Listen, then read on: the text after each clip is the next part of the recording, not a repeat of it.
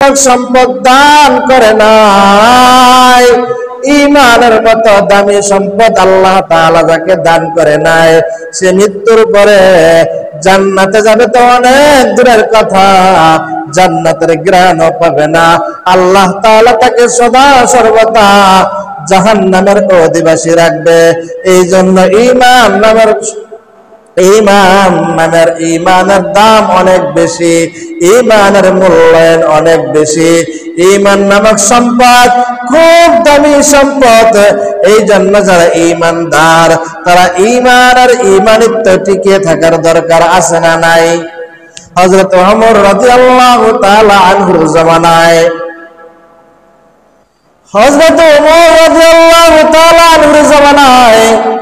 রোমের সাথে সরাসরি একটা যুদ্ধ হয়। আল্লাহর পয়গম্বরের প্রিয় সাহাবী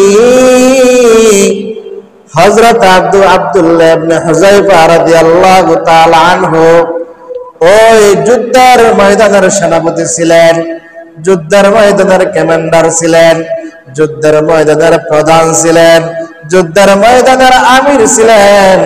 রোমের জালেম বাদশা ডাক দিয়া বলে, তোমরা যে মুসলমানদের সাথে যুদ্ধ করবা, যুদ্ধের ফলাফল যাই হোক না কেন, হার আর জিত, তোমরা কয়েকজন মুসলমানদেরকে জীবিত আমার সামনে এসে হাজির করবা।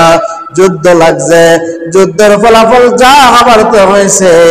রোমের বাদশার সেনাবাহিনীরা কয়েকজন মুসলমানদেরকে ধইরা বাদশার সামনে নিয়ে হাজির করে দিছে। কয়েকজন হাজির করার পরে রোমের বাদশা ডাক দিয়া বলে, এ মুসলমানের দল, তোমাদের মধ্যে আমিরকে বলো, তোমাদের মধ্যে কে তোমাদের লিডার? একটা দলের কয়েকজনকে যদি গ্রেফতার করে এমপির সামনে নিয়ে যাওয়া হয়, কোন জালেম বাদশার সামনে নিয়ে যাওয়া হয়, কোন প্রভাবশালী ব্যক্তির সামনে নিয়ে যাওয়া হয়, এখানে যদি বলা হয় তোমাদের মধ্যে কে আমির, আমার কথা বুঝতেছেন না আপনারা?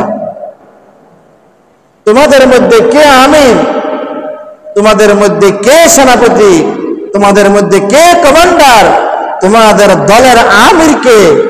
তখন দেখবেন দুনিয়ার জগতে দেখা যায় তখন আমির লিডার আর নিজের পরিচয় দেয় না, গোপন রাখে। কারণ যদি আমি লিডার কি হয়ে যায়, ধরাত খেয়ে যায়, তাহলে সমস্যা। আর বাদশাহ বিচারে যদি লিডারকে যদি কি করা যায়, আমার আয়ত্ত আনা যায়, তার অনুসারী সব এমনি এমনি কি এসে পড়বো, আমার আয়ত্ত এসে পড়বো। বাদশাহ যখন ডাক দেওয়া বলে, তোমাদের মধ্যে আমির কে, তোমাদের মধ্যে সেনাপতি কে? হযরত আব্দুল্লাহ ইবনে হুযায়ফা রাদিয়াল্লাহু তাআলা আনহু বুক টান টান করে জালেম বাদশার সামনে দাঁড়ায় যায় আর বলে, আমি হইলাম মুসলমানদের দলের লিডার। বলে, তোমার নাম কি? বলে, আমার নাম হলো আব্দুল্লাহ ইবনে হুযায়ফা। জোরে বলেন আল্লাহু আকবার। জালেম বাদশার সেনাপতিরা এবার মনে মনে ভাবতেছে, আরে আব্দুল্লাহ ইবনে হুযায়ফা মনে হয় বুঝতে পারে নাই।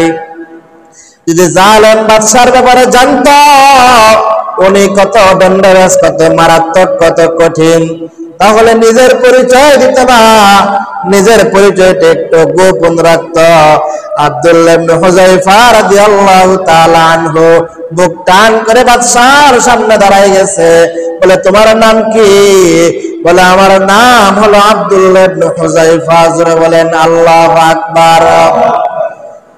বাদশার সেনাপতিরা তারা ভাবছে এই মুহূর্তেই মনে হয় আব্দুল্লাহ ইবনে হুযায়ফার গলাটা আলাদা করে দিবে, আব্দুল্লাহ ইবনে হুযায়ফার গলাটা দ্বিখণ্ডিত করে দিবে। বাদশার সামনে তার বিরুদ্ধে যুদ্ধ করছে, তার সামনে দাঁড়াইয়া আবার আমিরের পরিচয় দিছে। এই মুহূর্তে মনে হয় তাকে হত্যা করে ফেলবে, কিন্তু বাদশা না, তাকে হত্যা না করিয়া বলে, আব্দুল্লাহ ইবনে হুযায়ফা, তুমি আমার সামনে আসো। শুধু আমার সামনে আসো না, আমার ডান পাশে চেয়ার খালি আছে, এখানে বসো। জোরে বলেন আল্লাহু আকবার। ঈমানদারদেরকে সম্মান দেওয়ার মালিক কে? ঈমানদারদেরকে সম্মান দেওয়ার মালিক হলেন আল্লাহ। রোমের বাদশা ডাক দিয়া বলে, ও আব্দুল্লাহ ইবনে হুযায়ফা, তুমি দাঁড়ায় থাকবা না, তুমি আমার ডান পাশে চেয়ারের মধ্যে আমার সাথে বসো। বাদশার সেনাপতিরা আশ্চর্য হয়ে গেছে, আহারে যেই জায়গায় আব্দুল্লাহ ইবনে হুযায়ফার গলাটা দ্বিখণ্ডিত করে দিবে, এখন দেখি বাদশা কি মাথা নষ্ট হয়ে গেছে নি? আব্দুল্লাহ ইবনে হুযায়ফা রাদিয়াল্লাহু তাআলা আনহুকে বাদশার কাছে নিয়ে বসাইছেন। সেনাপতিরা বাদশার সামনে কানাঘুষি করতেছে। কি আশ্চর্য ব্যাপার, যেখানে তাকে হত্যা করবে সেই স্থানে এরকম ভাবে বাদশার চেয়ারের সাথে বসাইছে, বাদশা নিজের সাথে বসাইছে। মুহতারাম হাজিরিন, হযরত আব্দুল্লাহ ইবনে হুযায়ফা রাদিয়াল্লাহু তাআলা আনহুকে ডাক দিয়া বলে, এ আব্দুল্লাহ ইবনে হুযায়ফা, আমি বাদশা তোমাকে অনেক মহব্বত করি, আমি তোমাকে অনেক ভালোবাসি, তোমাকে দেখে আমার খুব ভালো লাগছে। ও আব্দুল্লাহ ইবনে হুযায়ফা,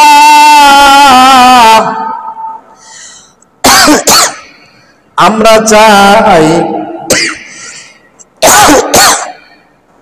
আমাদের এই ভালোবাসাটা যেন আরো গভীর হয়, আমাদের এই সম্পর্কটা যেন আরো গভীর হয়, আমাদের মহব্বতটা যেন আরো গভীর হয়। তবে একটা জিনিসের বাধা। আব্দুল্লাহ ইবনে হুযায়ফা রাদিয়াল্লাহু তাআলা আনহু ডাক দিয়া বলে, কিসের বাধা? বলে, আব্দুল্লাহ, তুমি হইলা মুসলমান, আমি হইলাম ইহুদি, সুতরাং আমাদের বন্ধুত্ব যদি গভীর করতে হয়, আমাদের মহব্বতটা যদি গভীর করতে হয়, আমাদের সম্পর্ক যদি টিকিয়ে রাখতে হয়, ও আব্দুল্লাহ, তাহলে তুমি তোমার মুসলমান ধর্ম ত্যাগ করতে হবে, খ্রিস্টান ধর্ম গ্রহণ করতে হবে।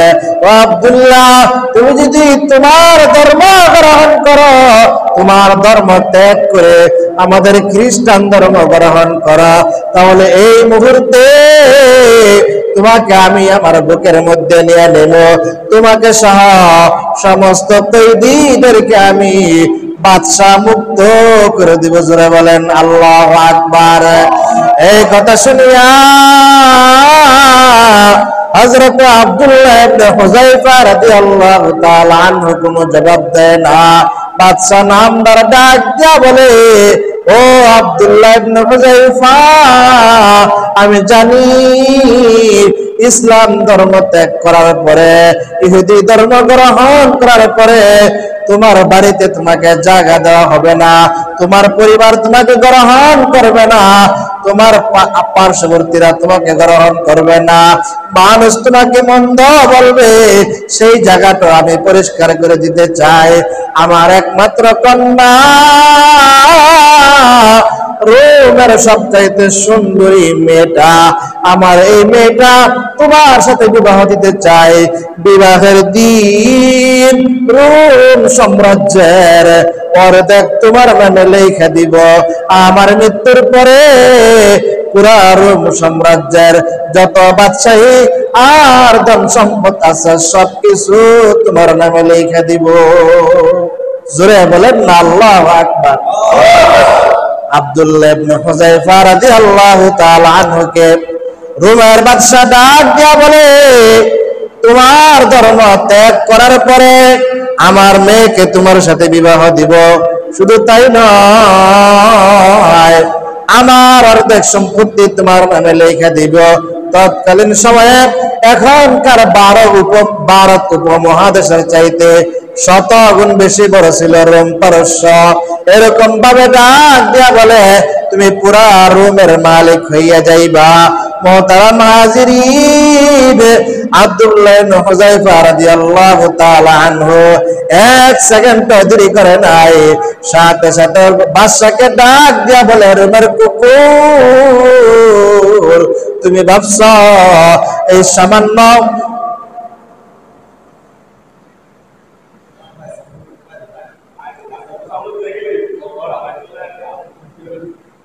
তুমি সামান্য রোমের বিনিময়ে, রোমের রাজ্যের বিনিময়ে তুমি আমার সাথে ঈমান বিক্রি করতে চাও?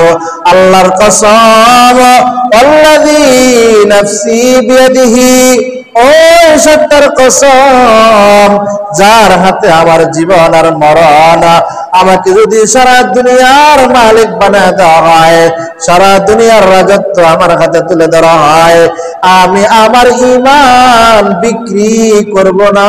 জোরে বলেন আল্লাহু আকবার। বাদশাহরা আশ্চর্য হয়ে গেলেন, কি ব্যাপার, মুসলমানদের ঈমানের পাওয়ার এত বেশি নাকি এত বেশি? মুসলমানদের ঈমানের পাওয়ার এত বেশি, সারা দুনিয়ার রাজত্ব তার হাতের